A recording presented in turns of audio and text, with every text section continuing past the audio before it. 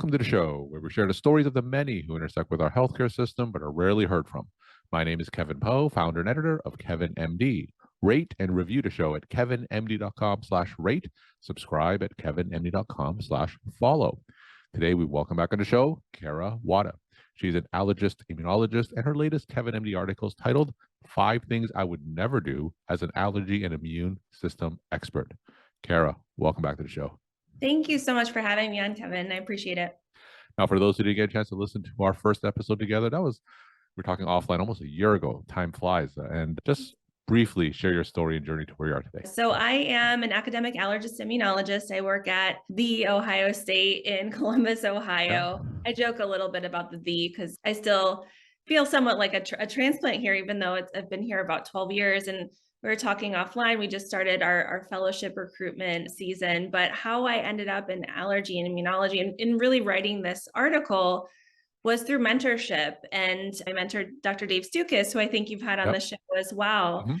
And some of our work that we have done together was really looking at the role of myths and misperceptions that are really pervasive, especially in social media about medicine. And so when I saw this TikTok trend looking at, what are 5 things I would never do, I thought, oh goodness, I need to jump on board with this and do kind of the video. But then I thought I tend to like a little longer form. Sure. Allergist-immunologists were not always the shortest in our notes or in our interactions. We tend to be kind of long-winded. And so I thought that this would be a great additional way to share this information with everyone that comes to your site.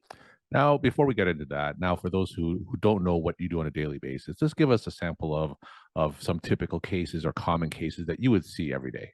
Yeah, so in the clinic, I see the real breadth of allergy immunology, everything from runny noses, nasal polyps, food allergies or suspected food allergies, chronic hives, asthma. And then being at the university, we see a fair bit of immunologic issues too. So on the immune system side, we tend to see more of things that are immune deficiency. But I think one of the common misperceptions for a lot of folks is that if your immune system is low or underactive, immune deficient, that means that you would not have necessarily allergies or autoimmunity. But actually, the reverse is true. We see that more often. When the immune system is misbehaving, it tends to misbehave in more than one way. And so we will share a lot of patients with the rheumatology department or infectious disease, some of these other medical specialties we interact with all the time. All right, let's go straight into that most recent Kevin MD article. And like you said, this was started by one of those TikTok memes. And your article is titled 5 Things I Would Never Do as an Allergy and Immune System Expert. Now, tell us some of those 5 things that you would never do. Yeah, so we can kind of quickly run through them. One is I would never use a Primatene Mist inhaler. These are the epinephrine inhalers that are back on the market. They were off the market for around a decade. And in part, all of our national asthma, allergy, pulmonary organizations were pretty upset that they came back on the market. They are not first-line treatment for bronchospasm.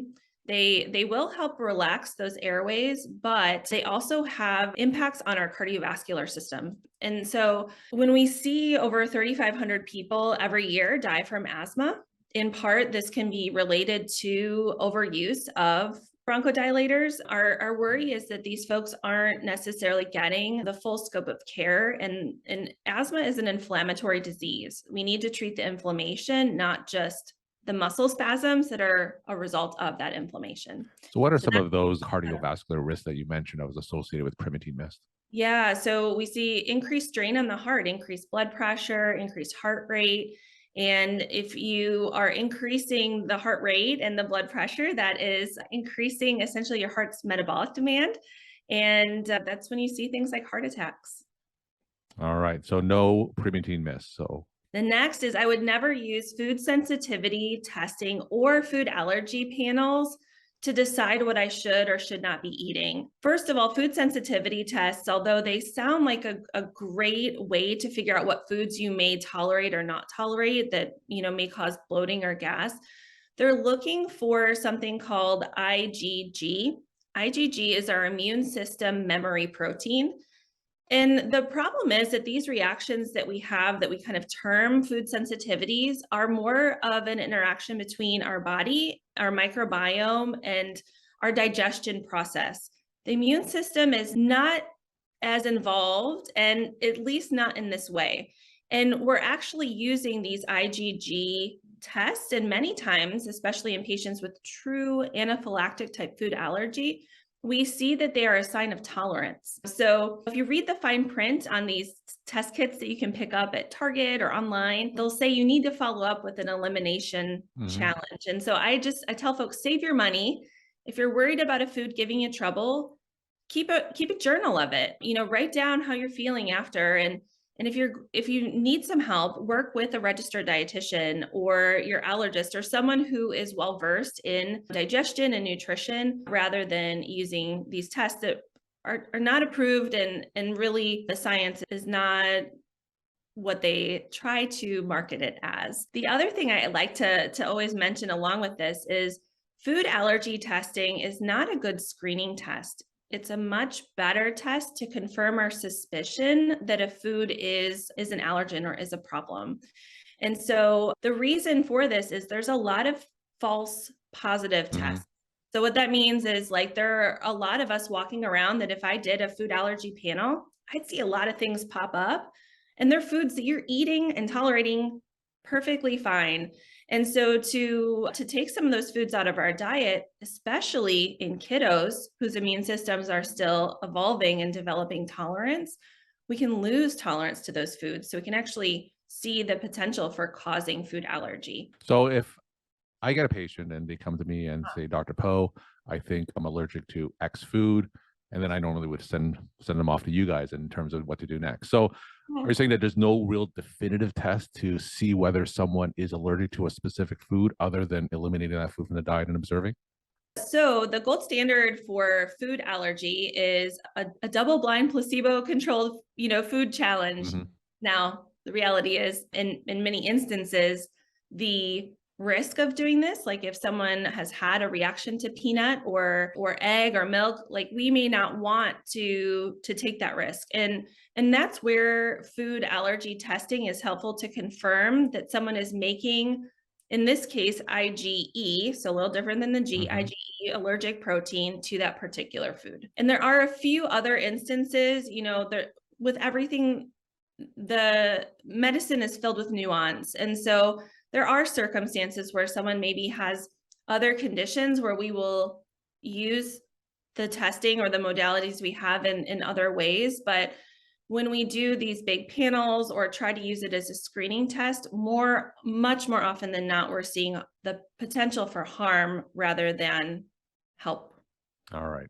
So what's the third thing that you would never do? The third thing is I would never ignore recurrent infections, recurrent sinus infections, pneumonias. In some cases, this may be a sign that someone has inadequately treated or undiagnosed allergies, but it's also not terribly uncommon to have an immune deficiency. About 1 in 500 folks in North America will have IgA deficiency. About 1 in maybe 50,000 or so will have common variable immune deficiency. So although these things are not the most common cause, they occur, and we find them, granted, I see these patients all the time, and I'm seeing patients with sinus issues, but if someone is going to the urgent care or minute clinic, they're getting antibiotics, maybe antibiotics are helping or not, there usually is either better treatments to try to avoid the need for antibiotics all the time, or perhaps there is a more serious underlying cause that needs to be investigated and treated appropriately as well.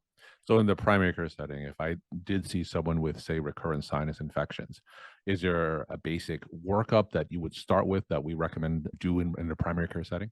Yeah, so something I would think about is, especially if you don't have good access to an allergist nearby, like getting just a basic idea of if they're allergic or not. So in this case, like one of the environmental panels may actually be kind of helpful. Serum IgE panel for your local pollens, pets if they're around them, dust mites. Usually that's a pretty easy test to obtain.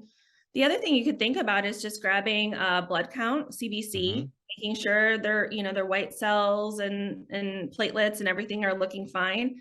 And then immunoglobulins. So quantitative immunoglobulins, we talked a little bit about the different flavors, but there's IgG, A, M, and E. The ones I worry most about when it comes to immune deficiency would be like a low level of G, A, and M. So Okay. those would be other things to think about.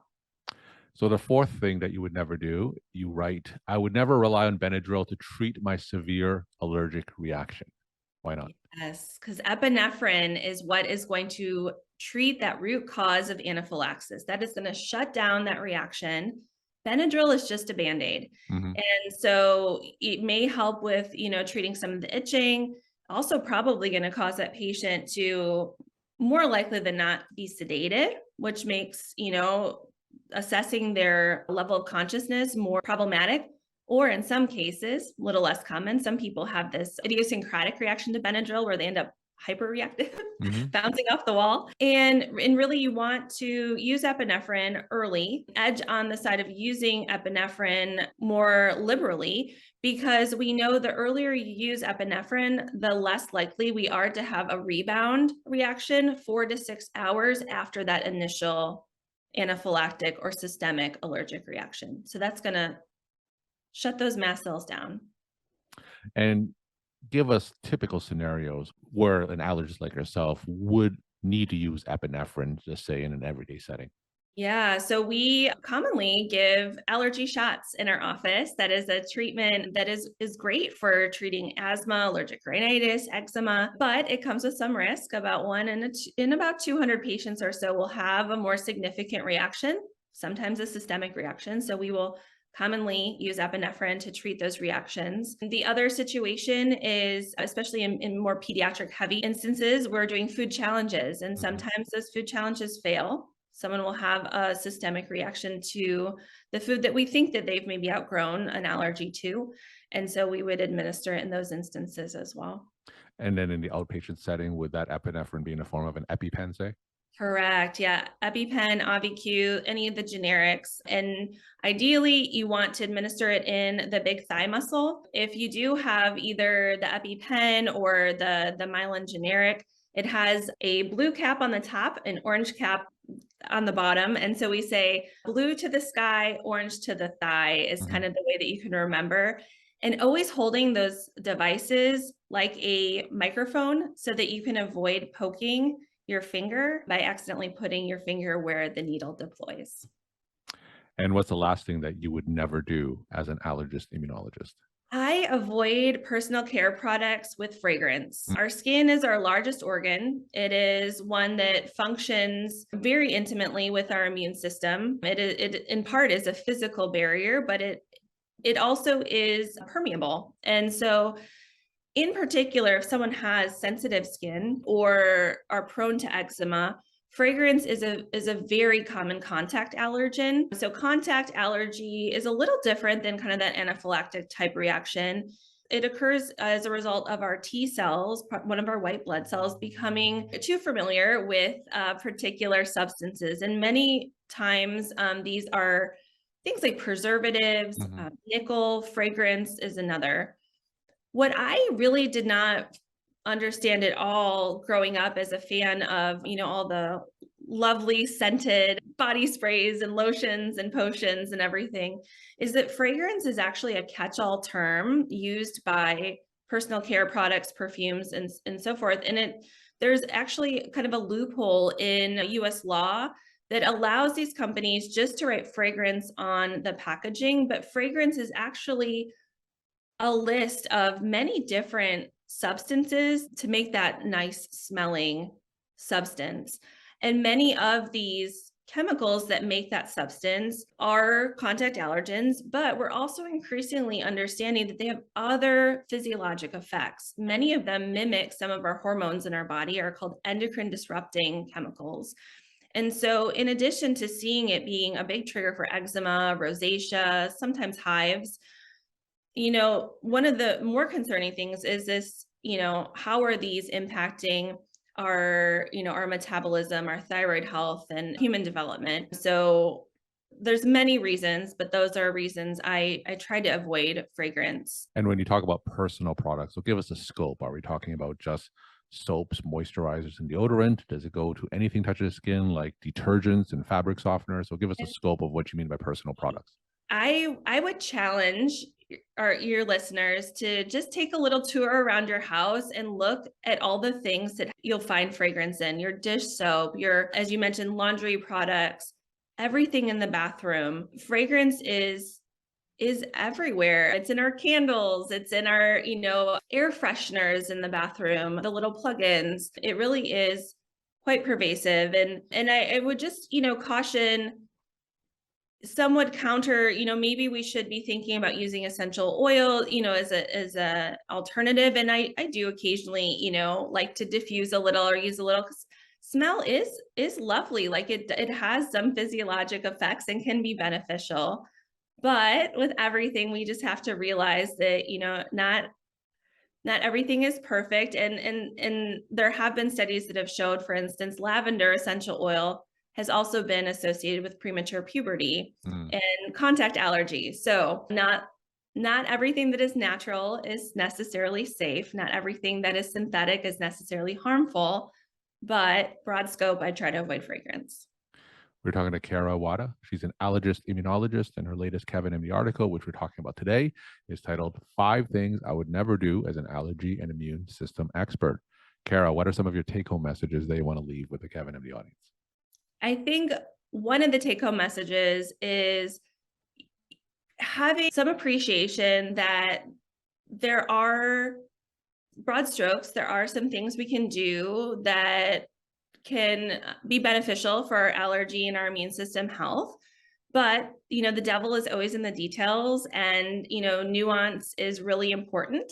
And so, although, these 5 tips are things that, I say I would never do, of course, there are always exceptions to the rule. And that's when it can be really helpful to work with your colleagues and your specialist team to dig into those details, to realize that each of us is a unique individual and has different things that make us the human that we are. And so, although there are these broad strokes, it really is important to have those relationships and to be able to communicate effectively with one another in conveying those things, as we just try to do the best we can for our patients and our own health as well. Kara, thank you so much for sharing your time and insight. Thanks again for being on the show. Thank you so much, Kevin. Take care.